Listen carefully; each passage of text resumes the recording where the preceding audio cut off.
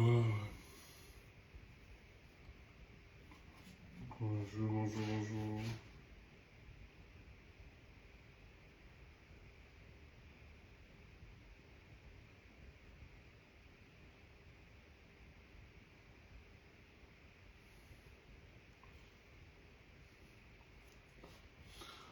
Bonjour, bonjour. J'espère que vous allez bien. Hein. On essaie juste de partager, on partage, on partage, on partage, on partage, on partage. Vous allez bien. Ça fait d'être plaisir de vous retrouver. Hein. Surtout dans des vidéos, conférences comme ça fait énormément plaisir de vous retrouver. Et voilà, que ce soit interactif parmi nous. J'ai été un peu absent, ça c'est vrai, je le reconnais. Mais je suis là, on est là, le combat continue. Même si on a été absent, on a toujours, quand il fallait le faire, on a toujours travaillé pour le combat. Même si on n'était pas très visible sur les réseaux sociaux. Voilà. En ce jour du 13 septembre, j'espère que vous allez très bien. Et au Cameroun, là-bas, tous vous allez bien. Je pense, j'ai une pensée particulière aux détenus politiques qui se battent, qui continuent à combattre, qui ne lâchent pas, qui sont fermes, qui sont déterminés, qui sont inébranlables dans leurs convictions. Et ça, c'est le plus important. Merci, parce que vous nous donnez une leçon de vie politique. Vous êtes beaucoup plus pour nous un exemple à suivre, un modèle de détermination et de confiance. Dans la souffrance de votre chair, vous ne renoncez à rien. Vous ne maudissez personne. Vous ne niez pas votre appartenance politique. Vous êtes déterminé. Et vous assumez votre choix. Quelles qu'en soient les railleries, les insultes, le dénigrement, l'humiliation, vous restez déterminé. Bravo pour vous. Mais rassurez-vous que nous nous battrons et nous continuons de nous battre. Non seulement pour que vous soyez libérés, mais pour que le Cameroun soit enfin libéré. Et pour cela, nous sommes intransigeants envers nous-mêmes. Et on ne peut pas laisser les gens s'amuser avec ce combat qui nous est cher.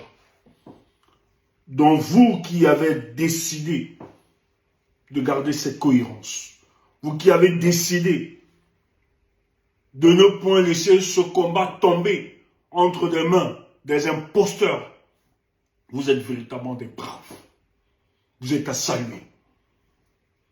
Vous qui ne faites aucun clientélisme avec le combat. Parce qu'aujourd'hui, il y a tellement de clientélisme dans ce combat qu'on a peur. On comprend que beaucoup ne sont pas venus avec les mêmes motivations que les nôtres. Beaucoup sont venus parce qu'ils avaient en eux, enfoui, des comportements motifères qui venaient neutraliser notre combat, mais pour assouvir leur individualité. Mais malheur pour eux, parce qu'ils font face à une nouvelle génération d'hommes et de femmes qui connaissent la duplicité du langage, qui connaissent détecter le faux dans du vrai, qui savent faire la différence et qui ont une certaine capacité de lucidité pour ce combat. Et qui sont aujourd'hui aguerris, non seulement idéologiquement, mais aussi politiquement, pour savoir se déconnecter de quelques petits rentemplants, quelques petits gens dans notre combat et avancer. Et c'est ça qui fait notre fierté. Nous sommes fiers. Parce que même si c'est quelques individus qui ne représentent absolument rien, veulent nous faire croire que rien n'avance dans ce combat, nous on est là pour rassurer les Camerounais. On est là pour rassurer les compatriotes. On est là pour rassurer les combattants. On est là pour rassurer les activistes. Le combat se porte bien et à merveille. C'est la lutte. Et la lutte continue. C'est ça. Et nous, c'est notre essence de vie. C'est notre motivation. Chaque jour. Et rien ne peut nous stopper dans cet engagement. Rien ne peut nous stopper dans cette conviction qui nous est chère. Quand je pense en ce jour, le 13 septembre, à l'époque c'était le 13 septembre 1958, où nous avons un des nationalistes qui a changé le cours de l'histoire, non seulement du peuple camerounais, mais qui a porté plus haut la voix de ce peuple meurtri. Ce peuple est piétiné, écrasé par un colonialisme qui ne dit pas son nom. Une alliance franco-britannique qui régnait non seulement l'humanité de nos pères, mais qui les esclavagisait et les empêchait de bénéficier des ressources venant de leur pays. Mais comme la nature fait ces choses, en cette époque, sous la domination franco-britannique, la nature a sollicité les hommes. Et à cette époque, dans les années 1950, un homme brillant se lance dans l'activisme politique. Il s'appelle Oumyobé, dont on l'a baptisé le Podol, qui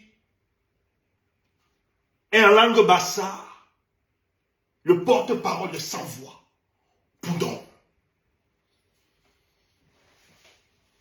Et il a su porter cette mission. Et il a embarrassé des puissances de ce monde. Il a embarrassé des forteresses. Et pas une lâcheté qui ne dit pas son nom. Le 13 décembre 1958, il est assassiné, abattu par des Ponce Pilate dans le combat qui décide de le livrer. Mais pour nous autres, le sang versé de Oumyobé n'était qu'une semence qui devait préparer les générations à venir, à concrétiser ce rêve. Est-ce que nous faisons? Tu entends ça? Donc nous on est fiers. Tandis que les autres jubilent parce qu'ils ont profité d'un parachutage de Paul Biya. Les gens qui n'ont jamais combattu pour la libération de ce pays. Tout au contraire. Qui sont sortis du casting de la France-Afrique.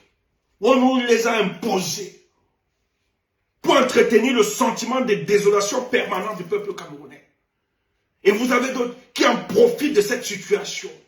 Viennent aujourd'hui nous donner des leçons de patriotisme et de nationalisme. Vous êtes des idiots. Il faut vous taire. Il faut vous taire. Un patriotisme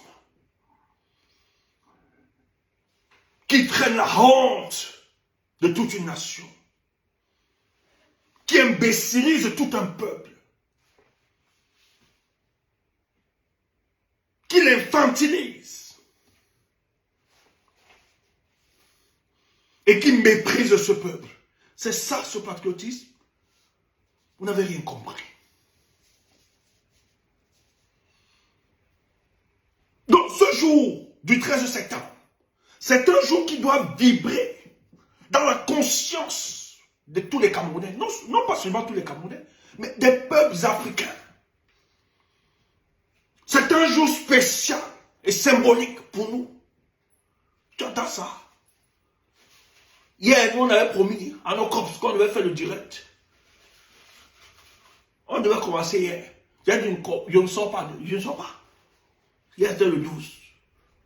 Je sors le 13. Je fais mon direct le 13. C'est une date exceptionnelle de méditation profonde. Parce qu'il a versé son sang. Et ce sang, il peut être fier.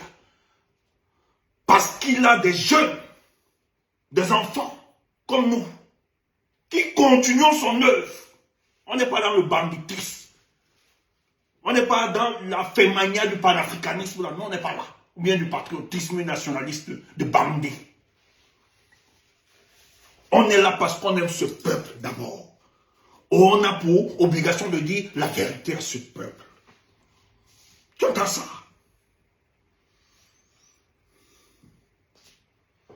Donc, Oumyobé n'était pas n'importe qui. C'est quelqu'un qui a su transformer sa conscience en action. Et quand je parle de conscience, c'est qu'il a pris conscience de lui-même. Il a compris qu'il n'était pas n'importe qui. C'est pour ça qu'on l'a baptisé le Podor. Donc quand il a compris qu'il était le porte-parole des sans-voix, sur le plan comportemental, il ne se comportait plus comme n'importe qui. Il avait compris qu'il avait une mission purement providentielle, accomplie pour le bien de son peuple. Et cette prise de conscience, c'était pas seulement quelqu'un qui versait dans du lyrisme, mais qui s'exerçait à concrétiser ses dires par des actes. Pour ceux qui ont lu l'histoire du Mniobé, vous connaissez ce qu'il a fait. Et il est spécial. Pourquoi je parle? C'est parce qu'en fait, les gens ignorent le combat. Je dis bien le combat politique. Pas vos histoires comme vous dites. Il faut acheter les armes, il faut faire ça. Tu vas l'entendre. Toi, tu es fatigué, tu veux vivre petit bandit, voyou. Tu n'arrives pas à résister, à être résilient. Tu dis qu'il faut porter les armes, il faut. Tais-toi, calme-toi. C'est pas comme ça. Tu entends ça? Voilà donc les pères qui t'ont précédé, qui ont mis en difficulté. Donc lui ne luttait pas seulement contre les supplétifs. C'est encore ça. Nous sommes dans le néocolonialisme. Donc lui là, il ne luttait pas seulement contre les supplétifs, les forces mortifiées à l'intérieur du pays. Mais il luttait contre des puissances. Et à l'époque, c'était le tandem franco-britannique, dont les Anglais et les Français. C'était dur. Mais où il était tenace. Tu entends ça? Tu es là, tu racontes n'importe quoi. Donc c'est quelqu'un qui a su transformer sa conscience en action. Il dit, je suis investi d'une mission purement providentielle. Il faut que je sois le porte-parole de ce peuple. Et il l'a fait jusqu'au prix de sa vie. Mais le même ce qu'on va aussi vous dire, on l'insultait, il n'était pas accepté de tous. Même dans sa propre tribu. On n'y croyait pas. On te dit, si tu lis les écrits, les mémoires, en son honneur, les gens de sa cour, de sa zone, d'ailleurs c'est certains qui l'ont trahi, on n'y croyait pas. Parce qu'il y avait une propagande menée par la puissance tutélaire qui était la France, à diaboliser ou invisibiliser le combat de Oumyobé. On le présentait comme un maquisard, comme des maquisards, lui et ses camarades de lutte. On critiquait, comme ce qu'on fait aujourd'hui. Les Tchoumbous sont les talibans. Les talibans. Tu entends? Des xénofascistes. Ils sont dangereux pour le vivre ensemble. C'est les anti-patriotes. Tu entends ça? C'est le même discours. À l'époque, il y avait un discours contextualisé. Nous, le nôtre. Tu ne vois pas ça sur les réseaux. C'est les xénofascistes. Mais heureusement que ça ne nous ébranle pas. Quand on nous dit ça, non, fait seulement comme ça. Ça roule. Ça glisse. Non, tiens. Si ça nous avait déstabilisé, est-ce qu'on serait encore là? On aurait disparu. Mais nous, on sait très bien que c'est de la propagande. Donc ça ne peut pas nous inquiéter. Ça ne peut pas nous déranger. C'est rien. C'est les salades de café de commerce. Tant que nous sommes convaincus et que notre conscience ne nous juge pas, notre tribunal, le tribunal de notre conscience ne nous juge pas. Et que nous on se rassure qu'on est dans la justice.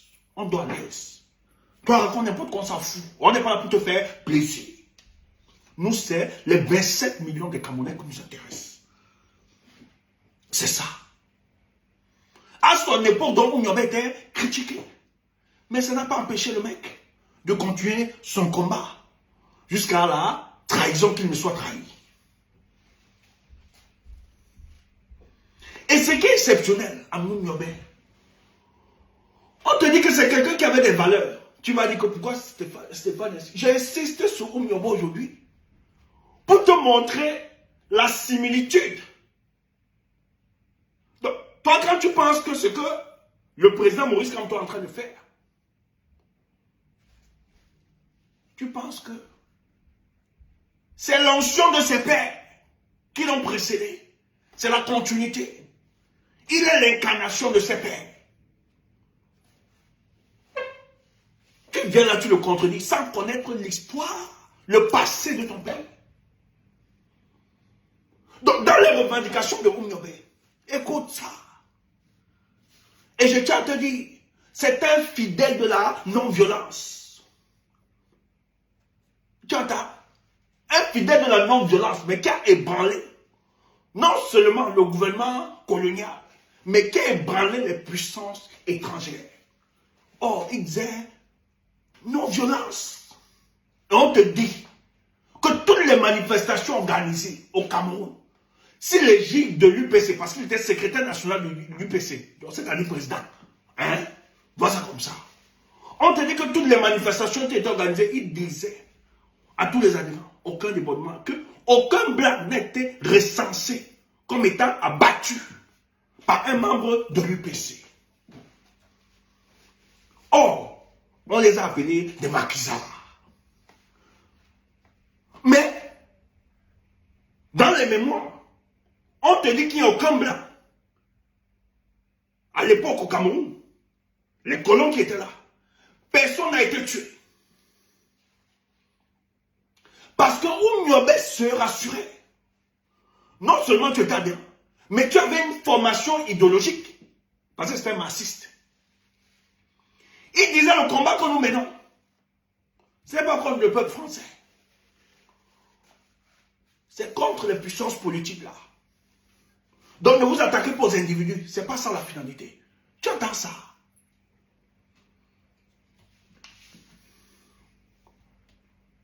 Donc le gars a mis en difficulté ces puissances-là.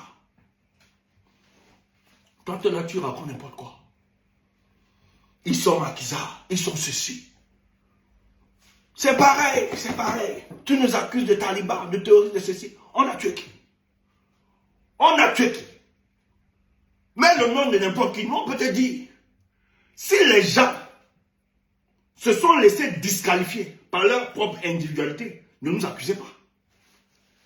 La plupart des gens qui sont disqualifiés là, dans ce combat, c'est par leur mauvaise foi. C'est à cause de leur petite intention. C'est parce qu'ils ne regardaient plus à l'intérêt général. La plupart, c'est le Ponce Pilatisme qui les a livrés. C'est tout. On ne veut pas seulement entrer dans les détails. Vous croyez que nous luttons là pour la restauration d'un pays plus juste et prospère? Et vous êtes sûr que nous pouvons tolérer cela dans nos camps? Mais vous mentez. Donc vous êtes convaincus que nous pouvons admettre dans notre propre camp que des individus se comportent n'importe comment? Jamais. C'est que ce n'est pas le combat que nous menions.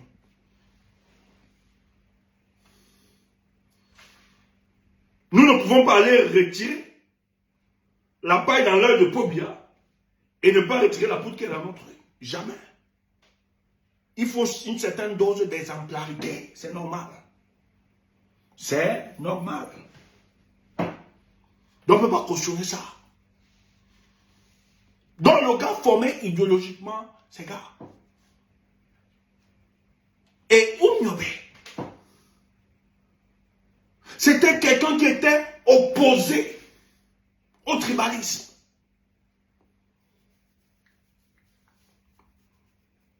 J'entends ça.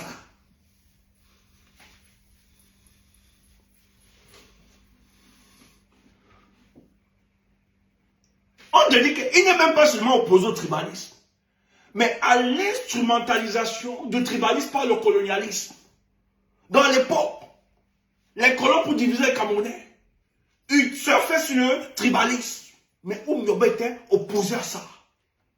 Et dans la petite histoire, il semblerait même, dans la détermination, dans le combat de Oumyobé, sachant la menace qu'il représente pour les colons, on lui propose qu'écoute, on peut faire de toi le président des Bassa. Le gars répond, vous êtes malade. Vous croyez que c'est ça ma finalité? C'est pas ça ma finalité. Ma finalité, c'est le Cameroun. Donc, allez avec. Donc, s'il était là, pour son intérêt personnel, individuel, il pourrait se dire, ok, la puissance franco-britannique pouvait l'imposer comme président dans toute la zone là, avec les armes. C'est ce qu'ils ont fait. Ils ont donné à Amadou Ahidjo. On l'a imposé, il n'était rien. Avec l'André Bida, on les a imposés, il n'était rien. Mais Oumyobé a refusé cette proposition. Parce que c'est quelqu'un qui était assis sur des convictions. Et il n'a jamais cessé de sensibiliser les Camerounais. Et c'est l'une des personnes qui a fait presque tout le voyage dans tout le Cameroun. Il voyageait. Non seulement pour enseigner, pour éduquer les masses, mais en même temps, il leur expliquait le piège du tribalisme et même du régionaliste rétrograde. Quand j'entends les histoires populaires qu'il faut la régionalisation, tout ça, les trucs comme ça, c'est du tribalisme masqué. Les Oumyobé avaient compris ça. Et ils s'opposaient à ça. Donc quand il regardait le Cameroun, il ne regardait pas le Cameroun, pas son ennemi Bassa, mais il regardait le Cameroun dans la diversité, non seulement linguistique, mais ethnique. C'est ça. Alors pour la petite histoire, j'ai peur de prendre trop de minutes. C'est tellement passionnant l'histoire d'Oumyobé. Oumyobé, pardon, aux Nations Unies. Il doit se rendre. Je crois que c'était pour la... Je crois, oui, en 1900, c'était la troisième rencontre. Parce qu'il a fait, je crois, 4 ou bien 4. Donc, le 17 décembre 1952, Oumyobé doit aller défendre le Cameroun. Il est en France. Il doit prendre le visa pour les États-Unis. Les services français, on essaie de bloquer. Les gars essaient d'empêcher. C'est les communistes, ses amis français, qui se battent, qui mettent la pression. Il octroie son visa. Il se rend là-bas. Et c'est un discours que personne n'a jamais oublié. Dans ce discours, écoutez la force, pas vos histoires. Tu es là, tu dis les armes, tais-toi, écoute ça.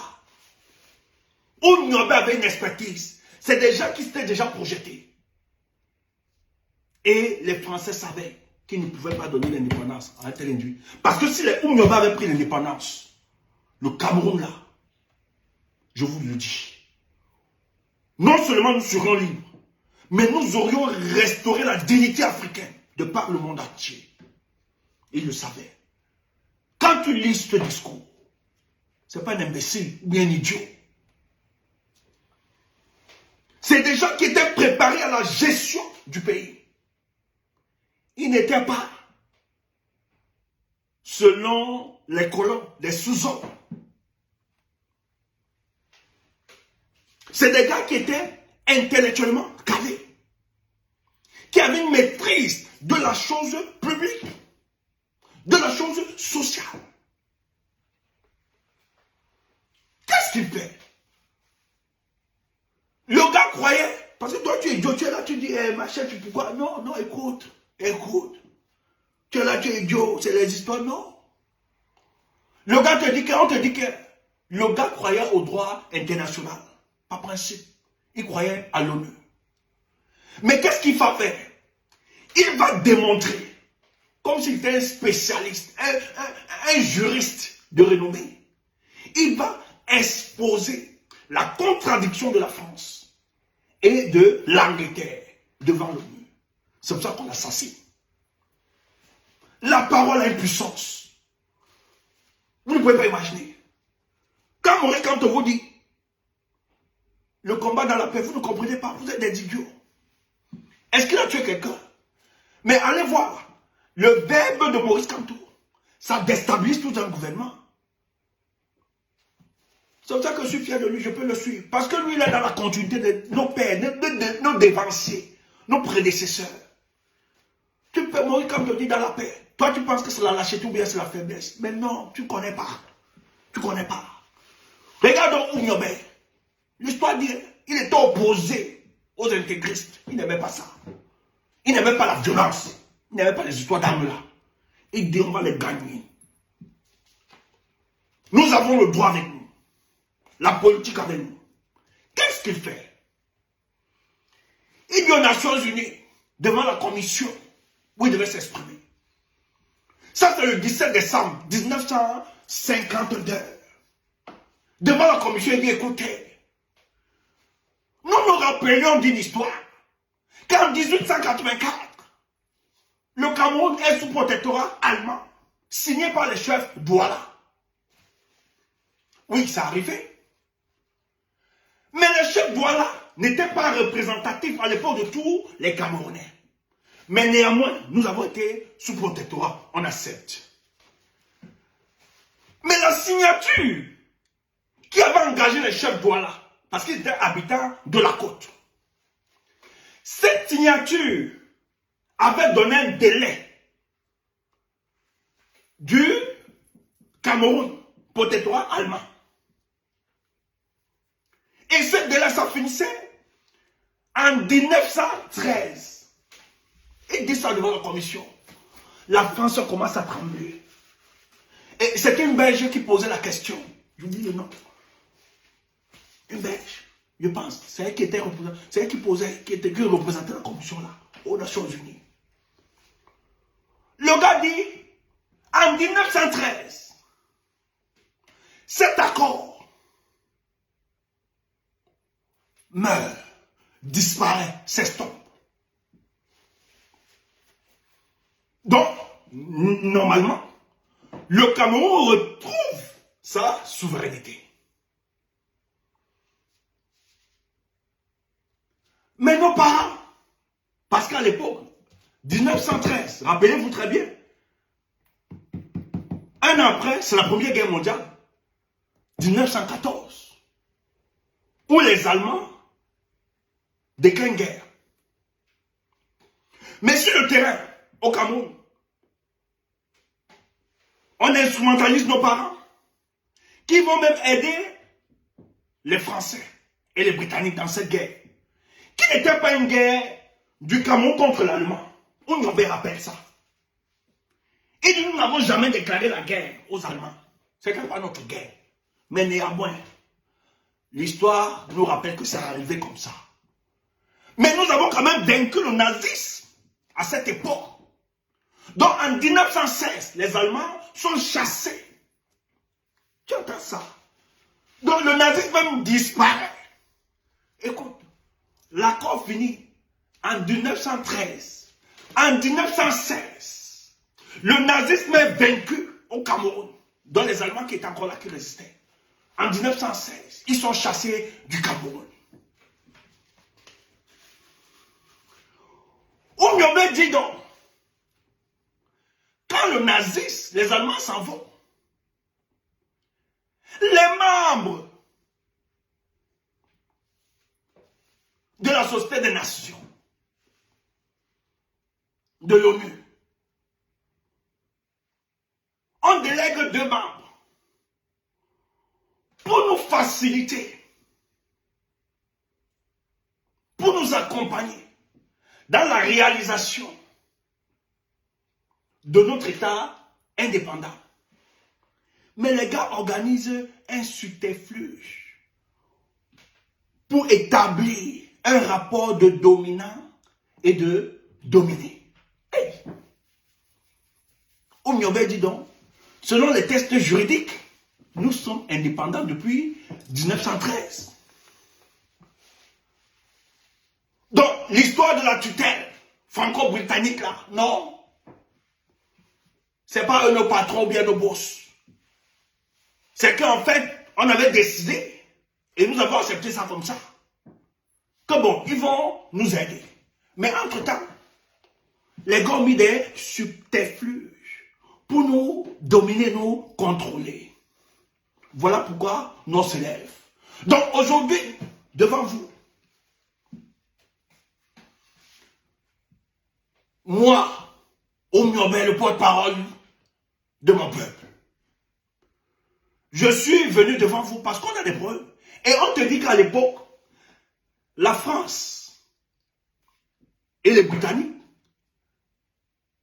qui me met le corps, c'est l'histoire du Cameroun. Pourquoi vous mettez les têtes de mort? C'est même l'histoire du Cameroun. Là, au moins, on va être tous d'accord, vous me mettez les têtes de mort, pourquoi? Oh putain, oh putain, c'est grave. Hein? Vous n'aimez pas nos têtes là. C'est grave. Hein? Toi, tu viens là, tu fais quoi là? Dégage. Tu n'es pas obligé. C'est l'histoire de mon pays et c'est l'histoire de l'Afrique, mon continent. Laisse-moi raconter cette histoire. Tu viens là, c'est quoi? On n'avait pas encore parlé du peuple, tu veux dire le tête de mort. Dégage. Pardon. Dégage. Tu viens faire quoi ici?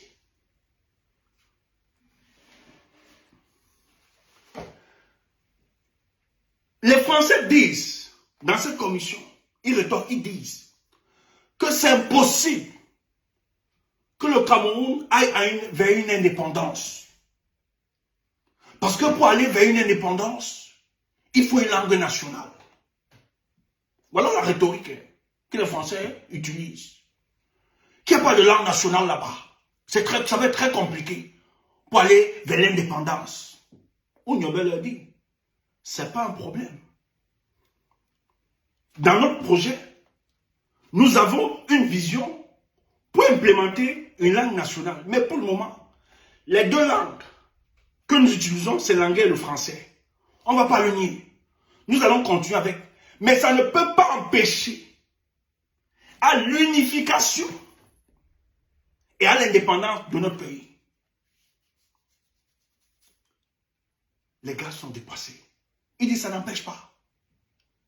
Parce que dans les sondages, tous les Camerounais sont d'accord que nous nous réunifions et que nous allons à l'indépendance complète. Donc, durant son passage à l'ONU, il impose 3 conditions d'importance. Il y avait beaucoup d'autres conditions. Mais les 3 conditions d'importance pour doter le Cameroun de sa souveraineté. Il demande la réunification immédiate. Il dit immédiate. Condition préalable pour aller à l'indépendance. Réunification immédiate. C'est Oumyobé.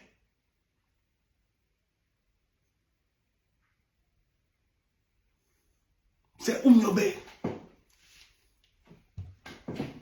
Il demande la réunification. Donc, Oumyobé est conscient que le Cameroun ne peut pas retrouver son indépendance dans des conditions de fragilité interne. Tant que nous serions divisés, il parlait à l'époque, c'est le problème de la crise anglophone là. Le problème de la crise anglophone. En 1950-52, devant l'ONU, Oumyobé parlait déjà de ce problème. Et il dit, si nous ne résolvons pas ce problème, ça aura des répercussions dans l'avenir de notre pays. Sinon, l'octroi de notre indépendance se fera par la guerre. L'une des conditions. Regardez l'esprit l'élévation de cet homme. Et il stipule. Deuxième condition, la modification des accords de tutelle. Il faut la modification des accords de tutelle. Parce qu'on vous rappelle que le Cameroun, à l'époque, les Français, que ce soit les Britanniques, ils avaient des accords qu'ils nous avaient imposés. On m'y avait dit qu'il faut la modification de ces accords de tutelle. C'est là où il demande que dans la modification de ces accords de tutelle, il va falloir émerger un gouvernement et un parlement. Et c'est ce parlement, parce que quand il parle de ça, c'est ce parlement qui pourra maintenant décider des lois qui peuvent engager l'État du Cameroun. Parce que les accords de tutelle, ce ne sont pas des accords qui engageaient le Cameroun directement. Les Camerounais ne s'y reconnaissent pas. C'était des accords qui favorisaient la puissance dominatrice de la France et de l'Angleterre. Oumyobé donc demande comme deuxième condition qu'il faut la modification de ces accords de tutelle. C'est important. Et la modification de ces accords de tutelle impliquait la création d'un gouvernement et d'un parlement qui pouvait légiférer de toutes les lois. Tu entends ça? Voilà nos pères de l'époque. Voilà la dimension qu'ils avaient. Après, il dit la fixation d'un délai de l'indépendance. Donc, il n'a même pas forcé. Il n'a pas bousculé. Donc, le gars mesuré, il savait qu'en face, il avait quand même des puissances de feu. Mais il a joué de la ruse, de la diplomatie. Il dit ensemble, nous l'allons définir. Il faut la fixation pour l'octroi complète d'un délai, pour l'octroi complète de notre indépendance. Donc le gars ne voulait pas bousculer les Français et les Britanniques parce qu'ils savaient qu'ils étaient là, qu'ils exploitaient. Mais il leur disait, il faut qu'on fixe dans un délai. Vous n'allez pas partir directement, comme ce Coutureux vous a chassé. Non, je vais encore être pondéré envers vous. Parce que ces gens savaient la puissance de feu des autres. Ils avaient étudié l'adversaire. Ils savaient que dans une logique de confrontation armée, sur ce terrain, ils ne pouvaient pas gagner. Donc il fallait utiliser, il fallait avoir des approches casuistiques pour contraindre l'autre, pour plier l'autre.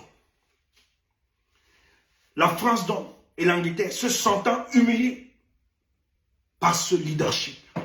Quand je parle de leadership, ce n'est pas seulement Oumyobé, parce que Oumyobé était accompagné par ses camarades de lutte. Il était juste le représentant. La France avait compris qu'il venait de battre sur le terrain politique et juridique une bataille pour le Cameroun. Qu'est-ce qu'il fallait faire? Il fallait donc liquider Oumyobé. C'est comme ça que le 13 septembre 1958, par la traîtrise de certains de ses pères qui n'ont pas compris la dimension du combat pour la libération du Cameroun, décide de livrer Oumyobé, qui a battu par un de nos frères instrumentalisé du Tchad, qui fait tomber Oumyobé ce jour. Mais le sang de Oumyobé, ils avaient oublié que c'était la semence. Ce sang versé était une semence pour nous. Dans tout Camerounais, nous devons toujours nous rappeler de la mémoire de ces grands hommes. Les Félix Moumié, les Abel Kingé, plein d'autres, les Douala Mangabé qui sont passés, les NS Wandi, plusieurs comme ça, qui ont donné de leur vie pour la libération de nos pays. C'est très important. Les Gossodines, c'est ça l'histoire de nos pays. Donc on ne peut pas manquer de le célébrer. Mais c'est quelqu'un qui a utilisé une certaine connaissance politique, une certaine intelligence. Il a mis en difficulté. Et parce qu'il avait mis en difficulté ces grandes puissances, par la parole, par le verbe, qu'ils ont décidé nuitamment, manière lâche, des grandes puissances comme ça, de la battre, en croyant que ça pouvait stopper l'élan souverainiste, nationaliste de nos pères. Donc il faut comprendre ça. Et la lutte continue. Et vous avez vu que par après, ça a produit des hommes qui ont continué ce combat. À chaque époque, il y a des hommes. Aujourd'hui, pour le cas du Cameroun,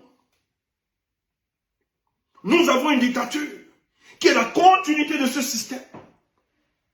Peut-être qu'il met quelques habits de démocratie pour tromper la naïveté, pour tromper plusieurs. Parce qu'ils sont des esprits opaques, mal éclairés, naïfs, qui ne comprennent pas la situation de notre pays. Depuis 40 ans, combien tu l'espoir de faire éclore une société souveraine, un État puissant, pour bien là, pour tuer toute vérité, patriotique, nationaliste. C'est ça sa mission. Mais comme j'aime bien le dire, à chaque époque, la nature suscite ses hommes. À notre époque, malgré qu'on a souffert, dans les années 90, du ponce-pilatisme de certains leaders politiques au Cameroun, nous avons vu naître, émerger un homme. Donc il n'est pas toujours sur les feux de projecteur. Mais qui s'est dit qu'il doit répondre à l'appel pour libérer le peuple camerounais. Et son credo est en phase avec nos pères fondateurs.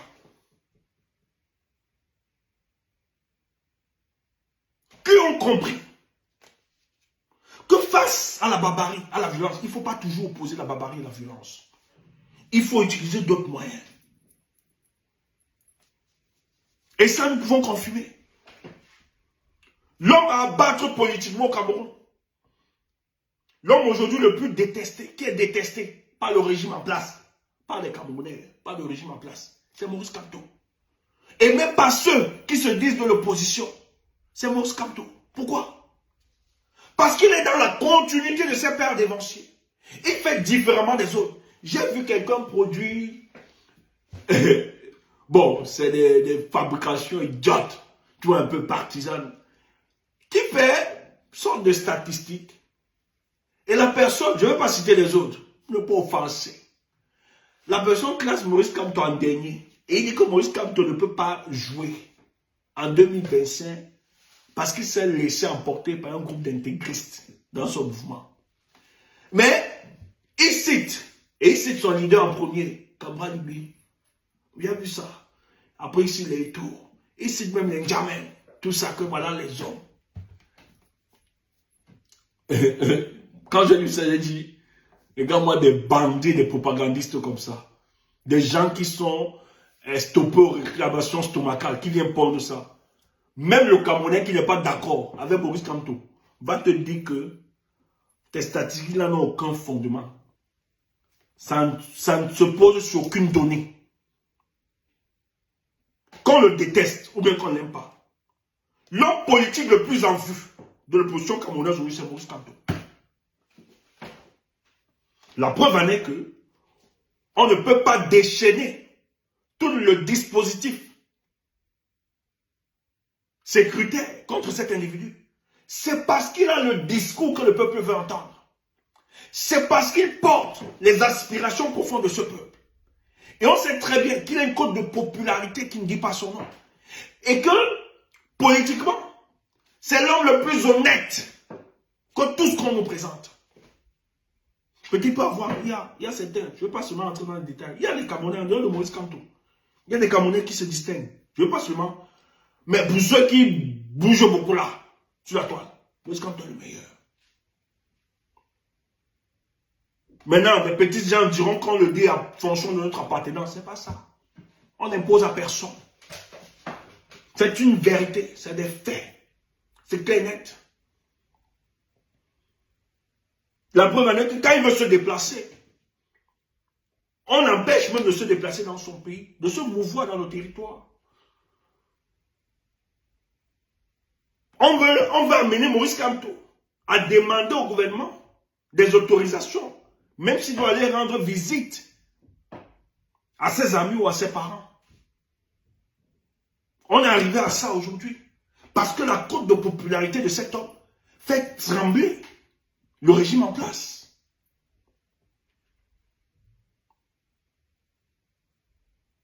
Et est-ce qu'il a tué quelqu'un? Est-ce qu'il a porté des armes? La rhétorique de Maurice Kamto est de dire sa politique sera fondée sur une lutte pacifique, sans armes. Aucune violence ne sera tolérée, non seulement au sein de son parti, même dans le Cameroun. Il se rassurera d'être républicain. Et dire être républicain ne veut pas dire qu'on soutient Paul Biya. Ne veut pas dire qu'on cautionne la bêtise de ce régime. Ça veut tout simplement dire qu'on respecte les lois qui sont justes et conformes à nos réalités. C'est tout. Si les autres ne piétinent pas la loi, on se conforme exactement. Et il se rassure de marcher dans ses pas. Donc toi qui viens dire, Père, pourquoi marcher, tu comprends. On t'a alors dit aujourd'hui que les Oumniobé, c'était les partisans de la non-violence. Ils ont réussi à mettre en contradiction, à battre sur le terrain politique et juridique les grandes puissances, qui eux, ils avaient tout. Et les Oumniobé n'avaient pas trop de finances à l'époque. Ils n'avaient pas. Ils n'avaient pas de l'argent. Mais face à cette grande puissance, ils ont battu sur le plan diplomatique. Et c'est pour ça, parce qu'ils étaient justes et vrais dans leur combat, qu'ils ont eu la solidarité des pays de l'Europe de l'Est, de la Russie. C'est pour ça que quand je vois des gens dire qu'il ne faut pas soutenir, vous êtes idiots. La guerre là. Que Poutine ait tort, ou bien qu'il ait raison, je m'en fous. Moi, je le soutiens. Je le soutiens, c'est nous père allié. Et je vois une certaine propagande. Il va faire ouf. Donc tu crois qu'il est idiot? Laisse-moi te dire que même si ce n'était pas Poutine à la tête de la Russie, si c'était un président patriote pour la Russie, il ne pouvait ne pas faire, il n'avait pas de choix de faire une guerre.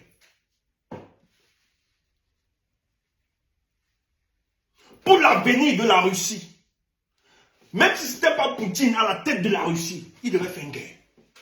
Qu'on laisse la rhétorique de faire croire que Poutine sait battre la guerre, qu'il est la guerre. C'est pour la survie des Russes. Si les Russes veulent survivre, veulent se projeter dans le monde multipolaire, ils sont obligés de faire cette guerre. Et ce n'est pas une guerre contre l'Ukraine.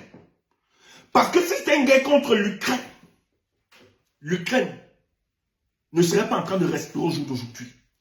La Russie ne se bat pas seulement contre l'Ukraine, mais elle se bat par une coalition internationale. Qui est l'Alliance Atlantique, l'OTAN. Comprenez ça. Et non pas seulement contre l'OTAN, parce que c'est certains pays, mais qui se bat aussi contre toute l'Europe. La majorité des pays européens, ceux qui sont à la Commission européenne, la majorité,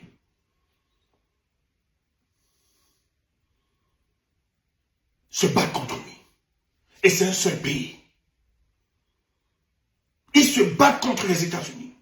Ils se battent contre la France, contre l'Allemagne, je dis bien, contre la Bulgarie, contre la Roumanie, contre la Lettonie, contre la Lituanie, contre la Belgique. Tu entends ça? C'est pour ça que ça peut prendre du temps. Mais malgré qu'il est face à une coalition internationale, on n'arrive pas à le reculer. Et Poutine, dans sa stratégie militaire, il refuse, parce que la Constitution lui donne le droit de déclarer que ce soit une guerre. S'il déclare que c'est une guerre, il y aura une mobilisation générale des Russes. Mais il n'est pas encore arrivé à ce stade. Je vois les Ukrainiens, parce qu'ils ont gagné quelques épiceries comme les comme territoire, Hein, tu vois le territoire, les clercs, ou bien les carrefours là. Hein, ils ont gagné quelques territoires. 3000 km² comme ça. Les gars viennent voler, crier, qu'ils sont en train de... Il y a une propagande que les Ukrainiens sont en train de percer. Attendez, c'est question de temps. Il y a juste un relâchement, peut-être sur le terrain. Mais tu vas entendre l'arsenal du feu. Tu vas entendre que la Russie va non seulement reconquérir ses territoires, mais investir d'autres. Poutine sait très bien qu'il s'agit de la survie de son pays. Donc toi, tu es là, tu es idiot. Et nous, on le supporte. Pourquoi? Parce que dans les luttes de libération, ce type n'a pas manqué. Ce pays n'a pas manqué de nous aider. Donc toi, tu es là. Tu veux laisser dans les émotions. Je sais que Facebook va me bloquer. C'est ton problème parce qu'il n'aime pas de discours. On est maintenant dans la dictature de la pensée unique. On s'en fout. Mais permettez-nous de dire ce qui est vrai et juste. Donc c'est pour ça que nous, les Africains, on ne peut pas condamner Poutine. Tu entends ça? Donc ne nous dis pas de le condamner. On ne le condamne pas. Quand on regarde le passé et l'histoire, quand je me retourne vers le passé, l'histoire de l'Afrique et la Russie est plus rassurante, est plus rassurante,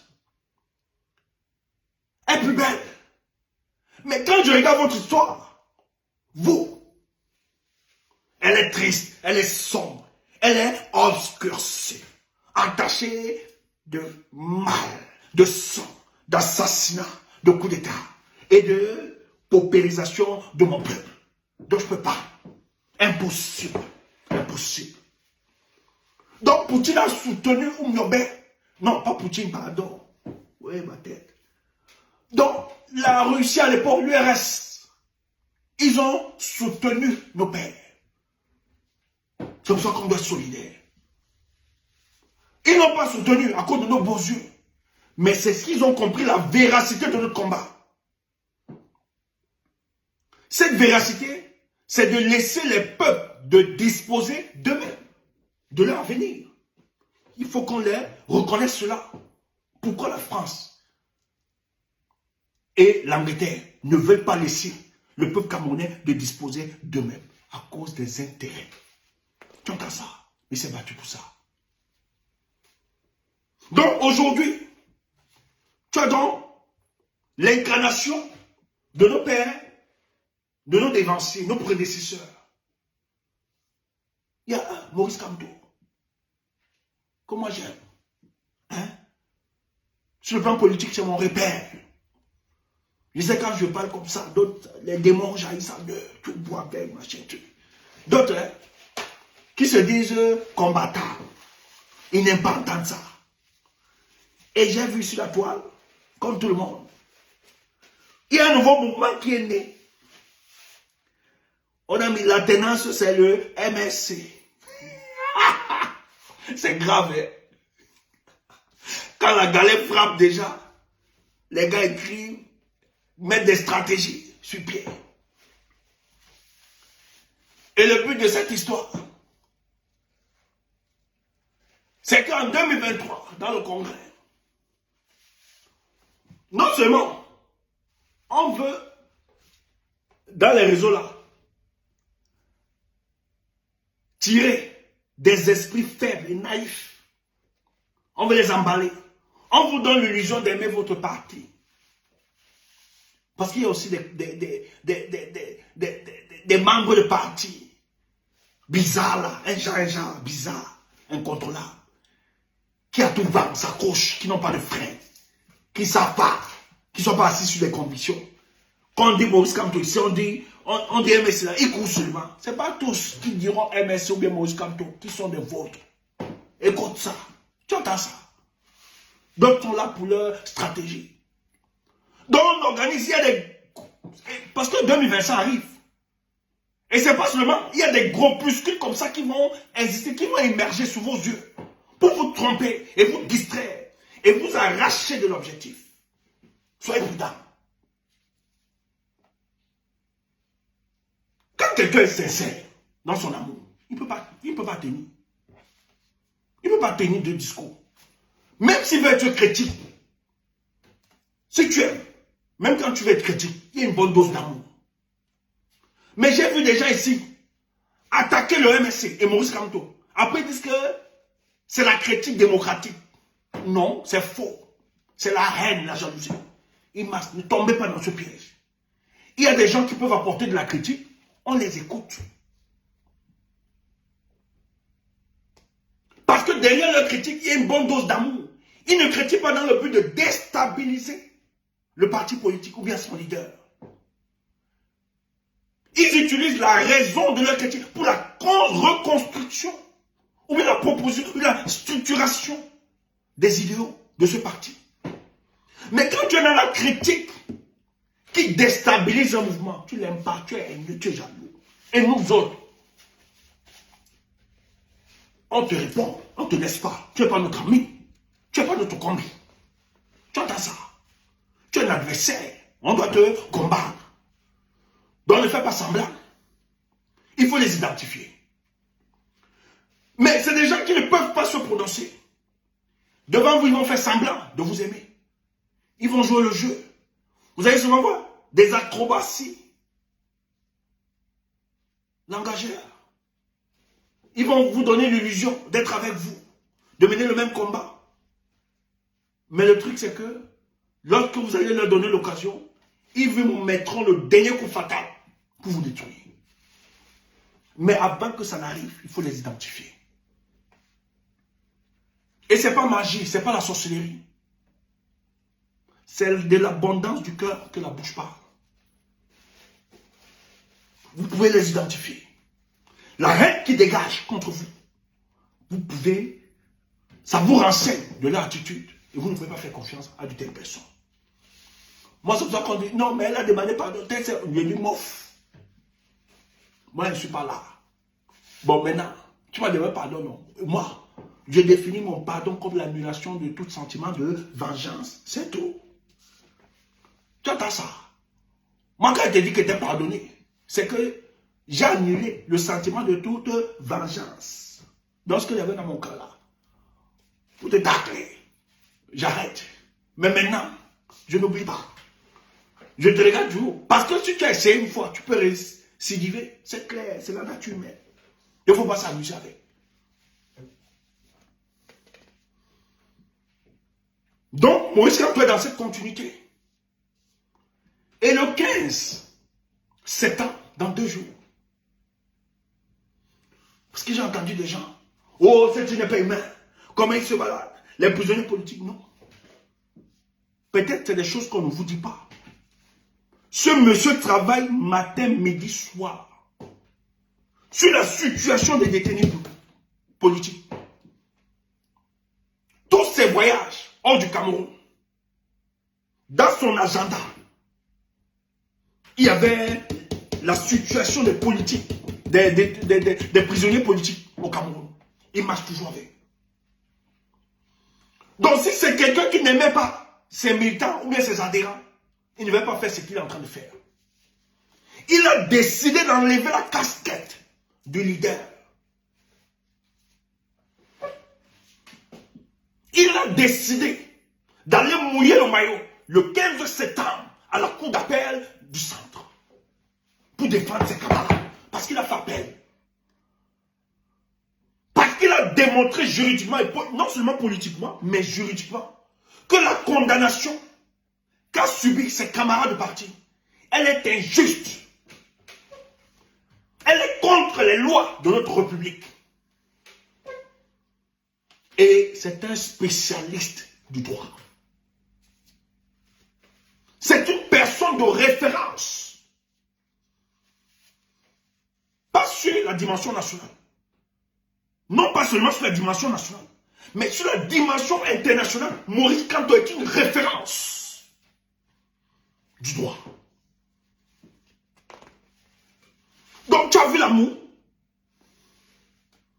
Tu as vu l'amour d'un leader. Donc il ne le dit pas. Il ne parle pas. C'est pas seulement de la phraseologie. Non. Je serai toujours à côté de vous. Je ne vous trahirai jamais.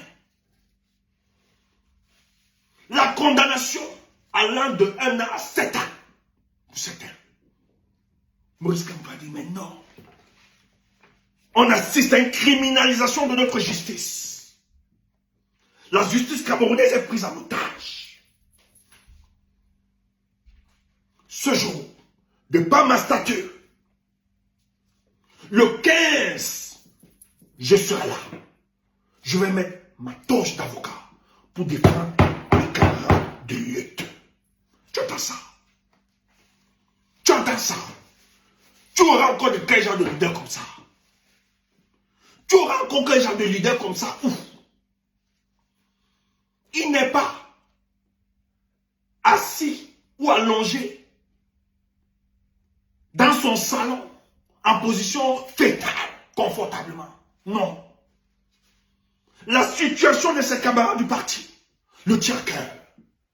Et il décide, en tant que leader, de revêtir la torche d'avocat pour aller défendre ses camarades qui étaient injustement condamnés.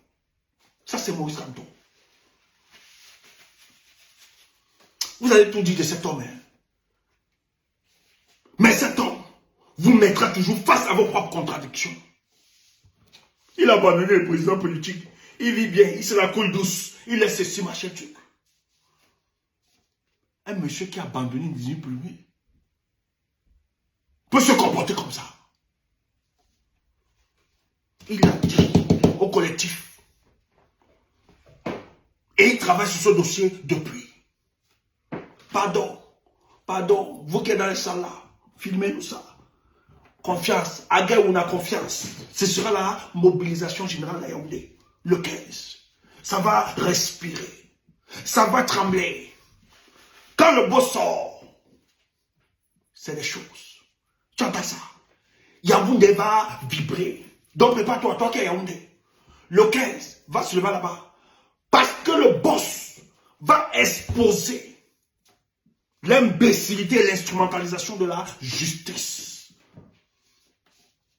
pour satisfaire les désirs d'un individu qui est inapte au commandement depuis 40 ans. Va écouter ça. Va ce jour, non seulement porter le soutien aux camarades du parti, pour leur dire, oui, vous êtes dedans, vous souffrez dans votre chair, mais nous sommes là auprès de vous pour vous soutenir. Votre présence va les rassurer, accompagner.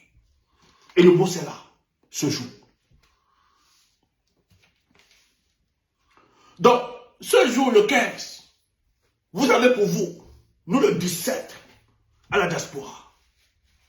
Tu entends? Le 17, la diaspora a décidé que le 17 septembre, nous on a une grande marche à Paris. Mais cette marche, elle a deux dimensions. Sur la première dimension, c'est une rentrée politique. Une rentrée politique.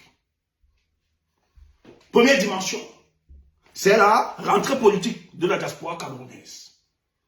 Et dans cette dimension-là, première dimension, elle est compartimentée à deux phases. Première phase, c'est la remobilisation de tous les activistes, de toutes les troupes. Tu entends ça? Toutes les troupes. Toutes les troupes. Tu dis, mais oui, toutes les troupes. Maintenant, non exclu, hein? Non exclu. Ceux qui veulent Joestar, ceux qui pensent que par eux, rien ne peut se faire dans la diaspora. Tu entends, non? Donc, moi, on n'est pas là. Moi, mon discours, je ne suis pas là. Si tu es tout pour la paix, ouf, moi, je ne suis pas là. I don't tell you, j'étais à dire que toi, si tu es la paix, moi, je n'aime pas toujours la paix. Je fais avec la paix avec ceux qui veulent la paix. Mon leader, lui, il aime la paix. Ah.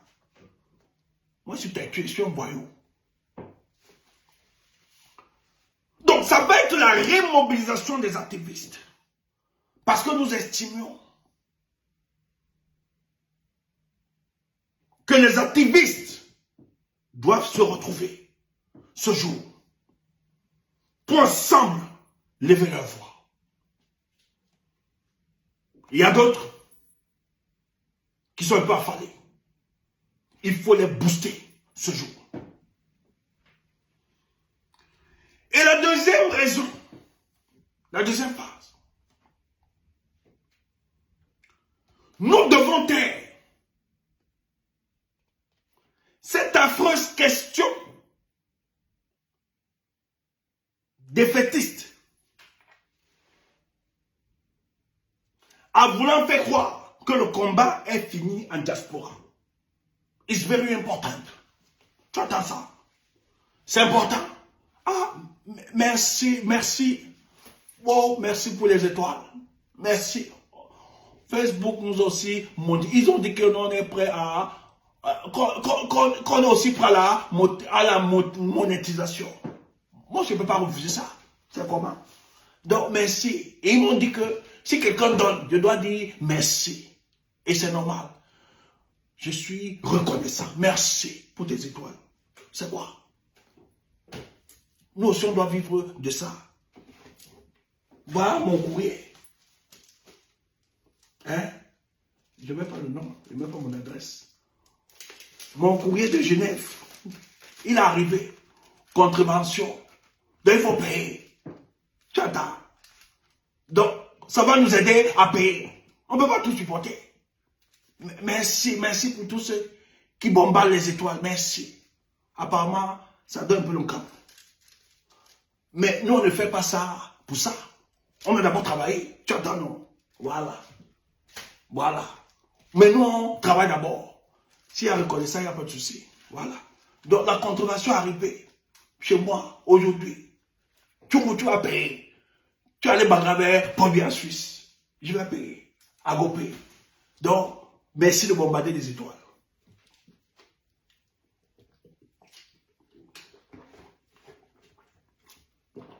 Donc, tu attends ça. Donc, nous allons tuer cette question de faire croire que le combat est fini en diaspora. C'est pas fini. C'est pas fini. C'est pas fini. Donc, première dimension, il s'agit de remobiliser les troupes, les combattants et les activistes, le 17, parce que c'est une marche. On va se rencontrer à 12 h à la place de la République. 12 h. On va d'abord chauffer les lieux. À 12 h. Après 12 h, on doit marcher. Et l'itinéraire, c'est jusqu'à l'Élysée. Non, non, toujours. C'est ça. Paris doit nous entendre. Maintenant, sur le deuxième volet, c'est qu'il faut taire cette affreuse question défaitiste de certains combattants qui veulent faire croire à certains naïfs, à certains esprits mal éclairés que le combat est fini en diaspora. C'est pas fini. Les luttes de libération ont toujours été portées. Non seulement par les peuples qui sont restés, mais ont toujours eu le soutien et l'apport de la diaspora. Parce que eux, ils ont quand même certaines facilités que les nôtres n'ont pas. Nous devons les aider. Merci pour la personne qui a bombardé les étoiles. Merci. MP, Camille, merci. Capitaine Courage, merci. Merci à tous. Merci. Wow, les gens bombardent. Hein? Wow. Wow. On peut payer, hein? On peut payer ça. Vraiment merci. Je vous dis merci. Il faut taire. C'est un peu une question. On doit résoudre ça. On doit démontrer. Parce que si vous dites que le combat est fini dans la diaspora, peut bien être heureux, il est à l'aise. C'est vous qui êtes des idiots. Ce monsieur a tellement financé, a mis de l'argent pour réduire, pour nuire le silence. C'est pour ça que je lui dis toujours merci à la Providence. Parce que personne n'a réussi à patrimonialiser le combat dans la diaspora. C'est pour ça que nous autres, on a toujours combattu cet esprit de leadership qui veut conquérir ce combat qui nous est cher. Parce que la plupart voulaient avoir cette posture pour être cette passerelle de négociation de tout et livrer notre combat à nos adversaires politiques. Mais merci parce que nous avons eu la lucidité de comprendre ça. et que nous avons utilisé tous les moyens pour mettre en déroute ces imposteurs. Tu vois, les gens disent, je suis le père fondateur, je suis... Ouf, ouf, ouf. Tu étais père fondateur, c'est que tu allais contrôler. C'est que ça doit être ta chose. Mais heureusement que les Tumbou sont encore debout. Heureusement que les Kamtas sont encore debout. Et plusieurs. Non, regarde ça. Toi, tu te disqualifies. Non. Cette brigade anti-Sagina, c'est la propriété exclusive, quand on le dit, on le pense, du peuple camerounais. Quiconque vient, veut faire main basse sur son mouvement, on le découpe. Une fois, on le lapide sur le plan politique. Hein? Parce que nous, on aime la paix. Parce que d'autres voulaient faire main basse sur le mouvement. Pas parce qu'ils vous aimaient, mais parce qu'ils avaient des individualités. Hein? À satisfaire. Donc tu nous détestes, tu nous aimes pas. Mais nous, on se réjouit parce que le mouvement parle. Écoutez, si on avait laissé la patrimonialisation de ce combat à quelqu'un, c'est qu'il y a des gens, des membres du gouvernement, et certains artistes zélés dans ce gouvernement, qui devaient tranquillement venir se balader en Europe, chanter, faire n'importe quoi. Voilà Longa Longa. Longa Longa a un problème. Il fait tout et tout pour se racheter. Mais son geste, même le tribunal de sa conscience lui rappelle qu'il a merdé. Et si nous, on avait laissé la base là à quelqu'un d'autre, la personne allait dire que non, Longa Longa n'a pas de problème. Et les gens allaient cautionner ça. Mais Longa Longa aujourd'hui se remet en question. Pourquoi? Parce qu'il y a d'autres individus intègres qui ont toujours cru en ce combat, qui ont osé lui dire la vérité, que Longa Longa, tu as merdé. Puisque c'est ce que les autres ont fait hier et que nous les avons boycottés, on va reproduire le même schéma. C'est tout. Don't know one day. C'est pas ton mouvement. C'est le mouvement de personne. C'est un mouvement. Et la nature est tellement... C'est pour ça que j'aime tellement la Providence. Elle sait organiser ces choses.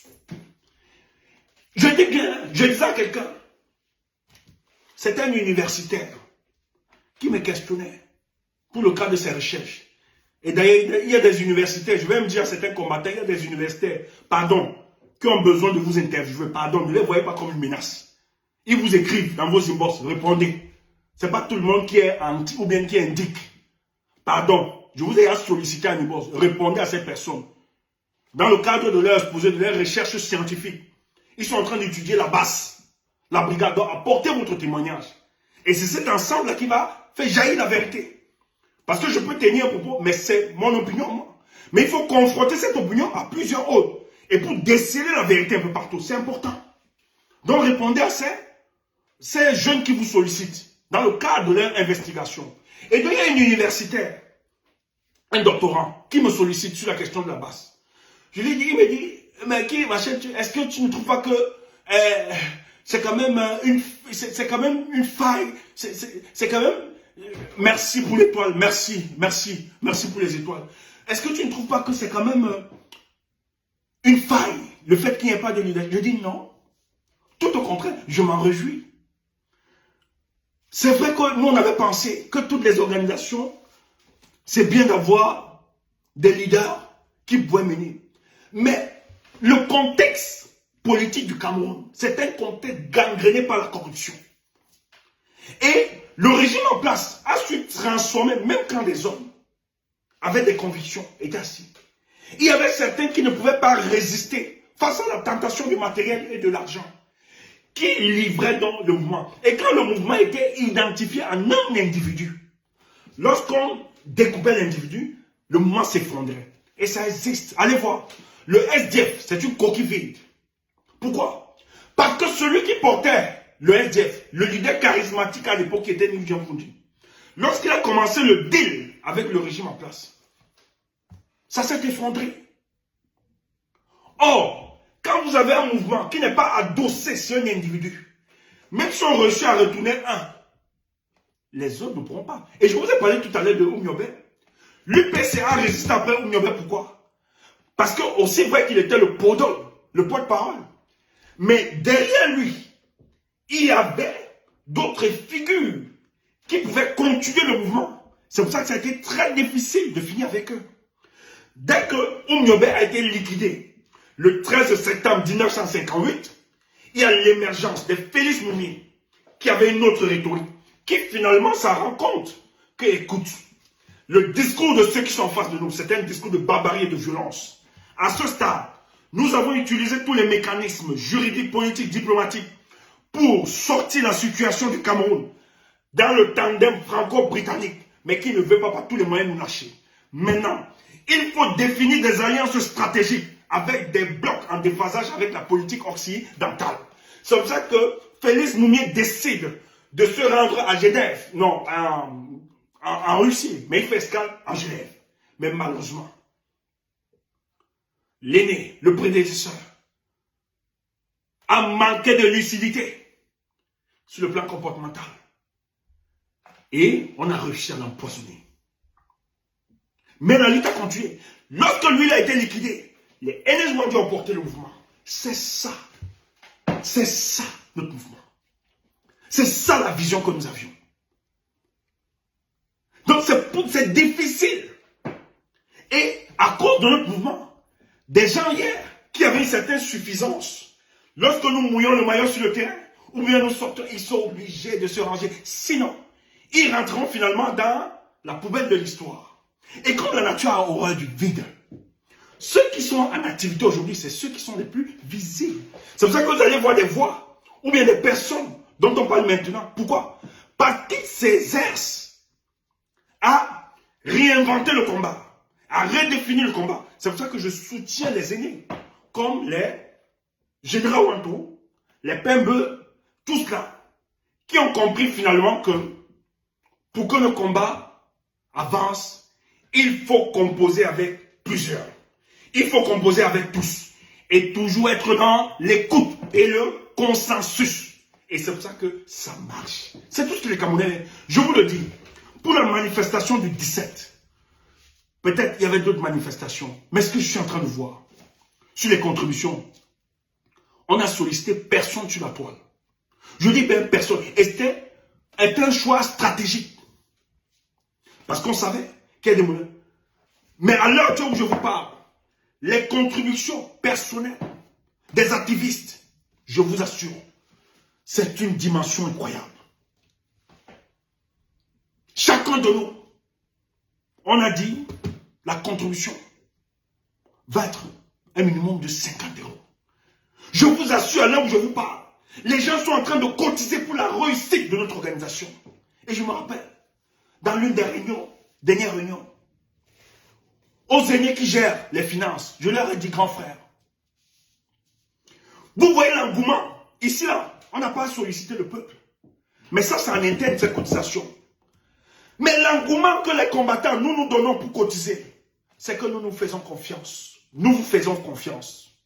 Et vous avez donc l'obligation de rectifier les erreurs du passé de quelques personnes, quelques gens, qui ont souvent voulu distraire les fonds du combat pour leur personne. Mettez-vous au-delà de cela. Et si vous réussissez ce challenge, je vous assure, nous ne souffrirons plus du financement pour notre combat. Parce que nous ne pouvons pas croire ce combat et ne pas le financer. Et je le dis, chaque combattant au Cameroun est capable de donner même au minimum 10 € par mois. Même comme on connaît certains radins. C'est important parce que la lutte. Mais ça dépend du comportement de ceux qui gèrent. Soyez toujours dans la transparence. Rendez compte.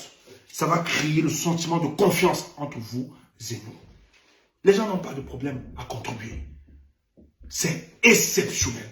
Je dis, on n'a pas sollicité sur la toile des contributions. On n'a pas sollicité sur la toile des contributions. Les contributions ont été sollicitées en interne. Mais je vois, et ce n'est pas seulement en Europe, je vois de partout, en Afrique, aux États-Unis, les gens sont en train de contribuer pour la réussite de la marche du 17, mon frère. La deuxième dimension de ce combat est une dimension socio-politique, dont nous avons des revendications à porter. Et ces revendications, maintenant on est sur la dimension politique. On a fini avec la rentrée politique des activistes. Maintenant, la dimension sociopolitique, qui est la deuxième dimension, elle est compartimentée en 4 catégories. Première catégorie, quelle est notre revendication? La réforme du code électoral de manière consensuelle. C'est-à-dire, le code électoral du Cameroun, on doit réformer cela. Il y a encore des imperfections dans ce code. On doit réformer. Elle ne doit pas être l'imposition unilatérale de la dictature de Paul Biya. Ça doit bénéficier de l'apport de toutes les composantes sociologiques de notre pays. Voilà pourquoi le 17 on parle. Parce que nous on prépare. Toi tu dors. Nous on prépare 2025. On prépare déjà ça. Il faut commencer maintenant. Donc, nous on prépare. Il faut baliser le terrain. C'est très important. Après, il y a une guerre dans le nord-ouest et le sud-ouest. Il faut la cessation de cette guerre. Il faut immédiat la cessation de cette guerre. Il faut stopper ça. Parce que la guerre continue encore. Pour bien échouer sur les dimensions politiques. Et ça, il faut crier le 17. Troisième catégorie. La libération immédiate des détenus politiques. C'est important. Ce jour, il y aura des pancartes. Nous allons décrire cela. Paul Biya ne peut pas dire que le Cameroun est un pays de démocratie apaisée. C'est faux. Il y a des gens qui sont emprisonnés là-bas parce qu'ils ont osé balader les raisons de leur lumière dans l'obscurité sacrée de la politique de Biya. Parce qu'ils ont osé dire à Paul Biya que, Paul Biya, la guerre que tu fais dans le nord-ouest et le sud-ouest, ce n'est pas une bonne guerre. Paul Biya les a mis en prison. Donc, doit libérer. Et enfin, il faut un dialogue inclusif. Pas vos histoires de salade de café de commerce que vous avez fait au Congrès. Non, ça ne nous concerne pas. Il faut un véritable dialogue inclusif. C'est-à-dire, elle doit bénéficier de l'apport de toutes les classes politiques, de la société civile, tout le monde. Elle doit être représentative. On ne doit pas catégorifier les autres. Que non, comme c'est un parti qui critique que le RDPC, il ne doit pas être là. Non, tout le monde. On doit s'asseoir avec les anglophones. Donc, avant de les libérer, parce que quand je parle des détenus prisonniers, il ne s'agit pas seulement du MRC, je parle aussi des anglophones. On doit les libérer. Après, on doit tous s'asseoir pour un dialogue inclusif. C'est très important. Donc, le 17, nous là, on a parlé. Quand tu me vois comme ça parler, moi, je me projette d'hier pour Paris. On va marcher. On va marcher. On va pourrir. Tu comprends ça, non? On va revendiquer. Donc, nous allons déposer un mémorandum à Macron. Tu me dis pourquoi? Mais, Paul Biya a dit qu'il était venu rendre compte à Macron. Donc, toi, si tu ne comprends pas que le vrai boss c'est Macron, nous on connaît ça. Donc, on va s'adresser au patron de Paul Biya. Que ben écoute, toi tu es là, tu dis que tu tiens ce genre de discours. Tu étais à Yaoundé, tu as tenu ce genre de discours. Mais écoute, notre mémorandum, voilà ce que nous on veut te dire. Tu entends ça? On ne doit pas de Macron au mot. C'est le combat. Et le père nationaliste Oumiobe avait compris ça. Il croyait au droit international, à l'ONU, pour exposer la contradiction de nos adversaires. Il fallait qu'il exprime cela et qu'il parte au contact, leur rappeler. Toujours dans la main, c'est très important. 5 ans pour mission. Tu entends ça? Dans le 17, laisse-moi te dire, place de la République, viens seulement nous trouver. Hommage, on piétine, c'est tout. Laisse les gens qui veulent te dire que ça ne donne ça. Non, ça avance. Comprends que l'ambassadeur est fâché, il ne veut pas. Pourquoi? Les marches contre Paul Biya. Et ce jour, tu m'entends dans le discours. Parce que nous, ce jour, on ne vient pas cajoler les gens. On va te dire les forces mortifères qui travaillent dans la diaspora pour empêcher le combat d'avancer. Tu vas entendre ça. Tu comprends? Tu vas entendre ça. Ce jour, tu vas entendre les complicités établies, les projections et les calculs politiques, les personnes qu'on recrute déjà pour contrôler le combat. Ils pensent que nous sauvons, que nous donnons. Mais on les voit tous. Et je vous l'ai toujours dit, le serpent n'est plus dangereux quand on l'a vu. C'est quand on ne l'a pas vu qu'il est dangereux. Mes frères, portez-vous bien. Bonne soirée. J'ai pris plus de temps, mais il a valu la peine. C'est important. On a parlé des pères fondateurs. Oumyobé, qui lui est mort ce jour, le 13 septembre. C'est une date historique, commémorative pour le peuple camerounais. Et non seulement pour le peuple camerounais, mais pour l'Afrique. Un de ses fils a été lâchement abattu parce qu'il voulait libérer son pays et son continent. Donc c'est une date de souvenir. Et deuxième axe, on a parlé de la descente de Maurice Kamto le 15 à la cour d'appel pour défendre les détenus politiques. Ce jour, sois au rendez-vous si tu as Yaoundé. Si tu es au Cameroun, prends même. En tout cas, je sais que beaucoup vont se déplacer pour aller sur Yaoundé. C'est important. Et le 17, la diaspora combattante, toujours debout. Ceux qui ont gardé la fibre révolutionnaire, pas ceux qui sont dans le Japon, le Congo-Ça, les dénigrements, les salades de café, les insultes, les intrigues. Non, nous on est dans le combat. On est concentré. On n'est pas distrait dans le Congo-Ça. On ne fait pas ça. Voilà. Bonne soirée. Je vous aime. Bye bye. Et merci pour vous qui m'avez donné des otages. Merci beaucoup. Ça me va droit au cœur.